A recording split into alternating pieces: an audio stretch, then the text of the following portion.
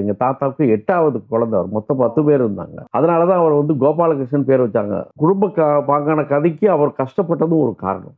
ஏன்னா அவரோட குடும்பத்திலேயே அவங்க அக்காங்களே அவரை கவனிக்கல. தம்பின்ற ஒரு ஒரு நாடகம் ஒன்று எழுதினார். அப்போ அது அது அதை எடுத்துக்கிட்டு தான் அவன் அப்புறம் சென்னைக்கு வந்து லேனா பிக்சர்ஸ் நிறைய கம்பெனிகளில் போய் அவர் கொஞ்சம் கஷ்டப்பட்டார். இப்போ இருக்கிற அசிஸ்டன்ட் டேரக்டர்ஸ்லாம் எப்படி கஷ்டப்படுறாங்களோ அந்த காலத்தில் அவரும் கஷ்டப்பட்டு தான் வந்து பணமா பாசமான்ற ஒரு படம் அப்போ சூப்பர் டூப்பர் ஹிட் ஆச்சு. பணமா பாசமா அதை வந்து 1968 69 பெரிய ஹிட் ஆச்சு. தாஜ்கடல்லாம் விளையாடலாம் கலந்துச்சு. அந்த படம் பெரிய ஹிட் ஆச்சு. அந்த படத்தில் வந்து நாங்கள் அந்த படத்தை நாங்களே தான் தயாரிச்சிருந்தோம். அதோட விநியோகம் வந்து திருச்சியில் நாங்கள் வச்சுருந்தோம். வந்து நல்ல ஒரு ப்ராஃபிட் கிடைச்சிது.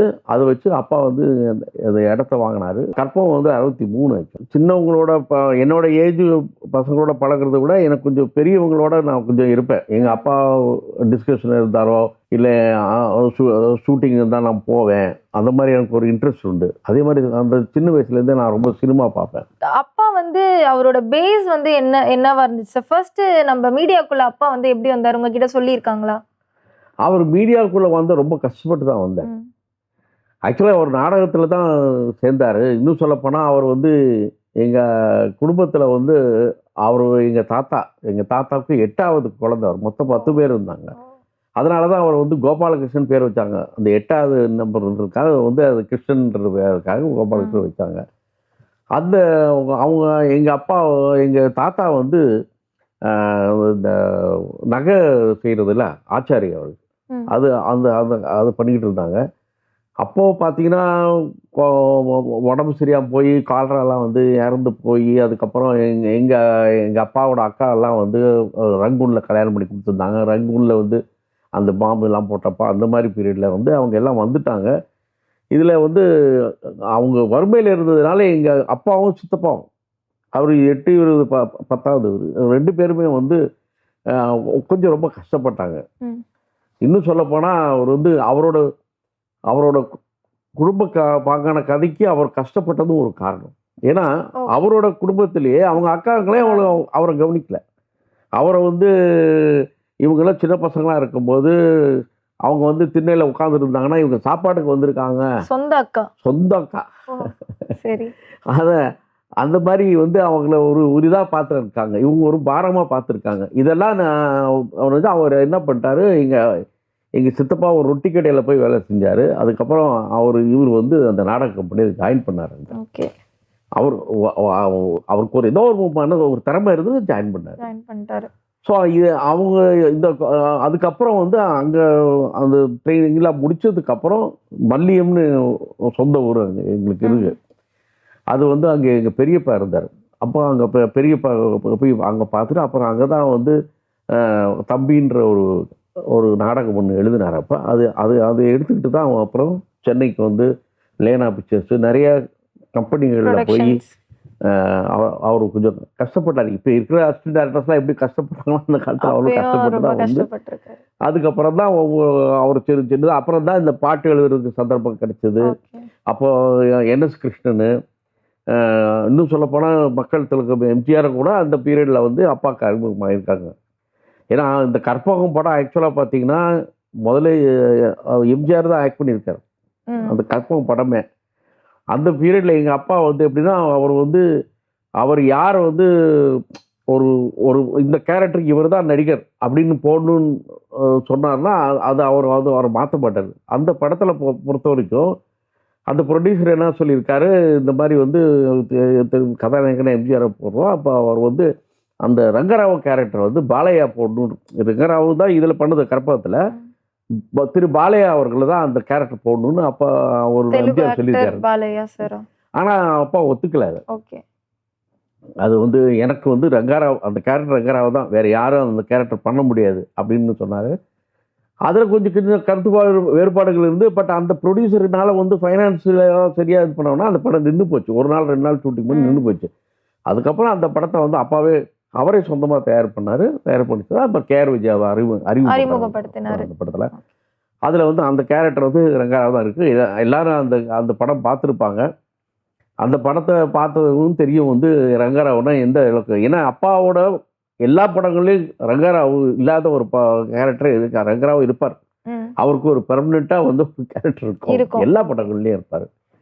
ஸோ அதே மாதிரி பழைய நாடக நடிகர்களையும் அப்பா அரவணைச்சார். அவரோட அந்த ட்ராமாவில் இருந்தவங்க யாராக இருந்தாலும் அவங்கள எல்லாருக்குமே வாய்ப்புகளை கொடுத்துட்டு இருந்தார்.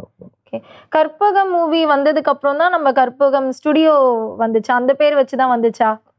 அதான் உங்களுக்கு சொல்லணும். இப்போ அது ஒரு அவருக்கு ஒரு கோயின்சிடென்ட் மாதிரி தான் வச்சுக்கணும். இப்போ சாரதா படம் எடுத்ததுக்கு அப்புறம் தான் சாரதா ஸ்டுடியோவாக மாறிச்சு. முதல்ல மெஜஸ்டிக்ஸோட இருந்தது.